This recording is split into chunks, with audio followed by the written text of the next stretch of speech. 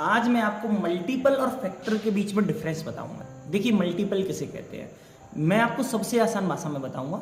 जैसे मान के चलिए आपसे किसी ने 4 के मल्टीपल पूछ ली, 4 के मल्टीपल बताएं, चाहे उसने 2 पूछे हो, 3 पूछे हो, 4 पूछे हो या 5 पूछे हो।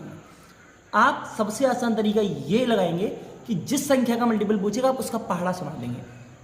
जैसे उसने 4 का पूछा तो आप 4 का पहाड़ा सुनाएंगे। देखो 4 का पहला मल्टीपल क्या होगा, 4, दूसरा 8, 4 का पहाड़ा ही सुना रहा है, और 4 तीन जैसे क्या होता है 12, तो तीसरा क्या होगा 12, फिर 16, फिर 20। ये आप उसे मल्टीपल बता देंगे। लेकिन पहला प्रश्न ये कि 4 का सबसे छोटा मल्टीपल क्या होगा। तो हमेशा याद रखना कि मल्टीपल जिस संख्या का पूछा जा रहा है वही उसका सबसे छोटा मल्टीपल होगा, और सबसे बड़ा सर नहीं पता। सर रीजन, सर मल्टीपल हमेशा इनफाइनाइट तक जाते हैं। कहां तक जाते हैं? इनफाइनाइट। अगर आप 4 का पहाड़ा पढ़िएगा, 4 का पहाड़ा वैसे 10 तक होता है, लेकिन 11 तक पढ़ेंगे, 12 तक पढ़ेंगे, 100 तक पढ़ेंगे, लाख तक पढ़ेंगे, तो ये अनंत तक जाएगा।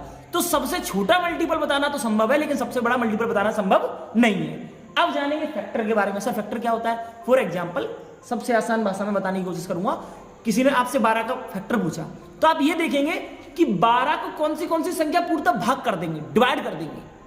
लेकिन एक बात याद रखिएगा, इसमें आप 12 से बड़ी संख्या पे नहीं जाएंगे, 12 से छोटी संख्या में जाएंगे। सर रीजन, क्योंकि सर जिस संख्या का फैक्टर पूछा जा रहा है उसका सबसे बड़ा फैक्टर स्वयं जो संख्या दी गई है वही होती है। जैसे 12 का सबसे बड़ा फैक्टर क्या होगा 12, अगर 14 होता तो 14 का सबसे बड़ा फैक्टर क्या होता 14। लेकिन सर सबसे छोटा फैक्टर क्या होगा? सबसे छोटा फैक्टर हमेशा 1 होगा, चाहे कोई संख्या हो।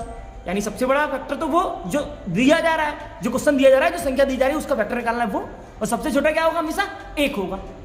देखिए कैसे, जैसे मैं आपसे पूछता हूं कि 12 के फैक्टर बता, तो सबसे पहले स्टार्टिंग से देखो 1 से कि 12 को कौन कौन काट सकता है, कौन कौन भाग कर सकता है। सर 1 कर देगा, या वो किस संख्या के पहाड़े में आते हैं?